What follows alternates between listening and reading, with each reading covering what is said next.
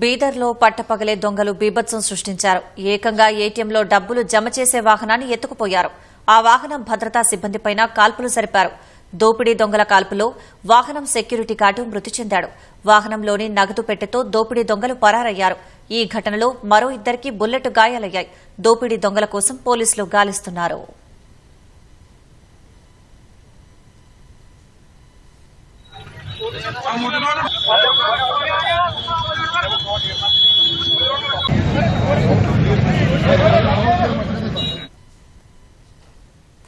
ఈ ఘటనకు సంబంధించి మరిన్ని వివరాలు మా ప్రతినిధి అహ్మద్ అడిగి తెలుసుకుందాం. అహ్మద్, చెప్పండి, దోపిడీ దొంగల కాల్పుల ఘటనలో వాహనం దొరికిందా? కర్ణాటకలోని బీదర్ పట్టణంలో పట్టపగలు దోపిడీ దొంగలు రెచ్చిపోయారు.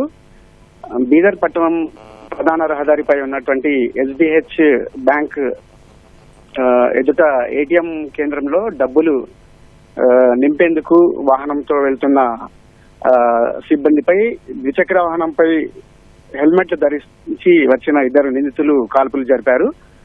కాల్పులు జరపగానే అప్రమత్తమైన ఏటీఎం డబ్బులు తరలిస్తున్న వాహన సెక్యూరిటీ సిబ్బంది కిందికి దిగడంతో అతనిపై కాల్పులు జరపడంతో అతను అక్కడికక్కడే పడిపోయి మృతి చెందాడు. అయితే ఏటీఎం వాహనంలో ఉన్న మరో వ్యక్తి పైన కాల్పులు జరపడంతో అతను కూడా తీవ్రంగా గాయపడ్డాడు. ఈ నేపథ్యంలో వాహనంలోని డబ్బులు ఉన్న ట్రంక్ పెట్టెను దొంగలు బయటకు తీసుకొచ్చి ద్విచక్ర వాహనంపై పెట్టుకుని పరారయ్యారు.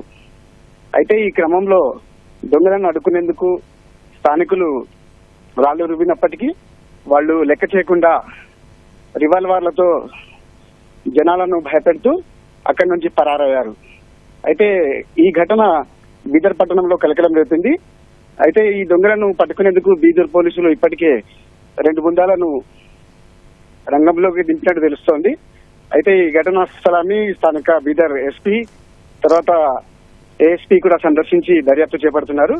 అయితే డబ్బులు ఎంత మేర దొంగలు ఎత్తుకెళ్లారనే ఘటనపై ఇంకా స్పష్టత రాలేదు. అయితే నిధుల కోసం గాలింపు మాత్రం జరుగుతోంది. ఇది బీదర్లో తాజా పరిస్థితి. ధన్యవాదాలు అహ్మద్.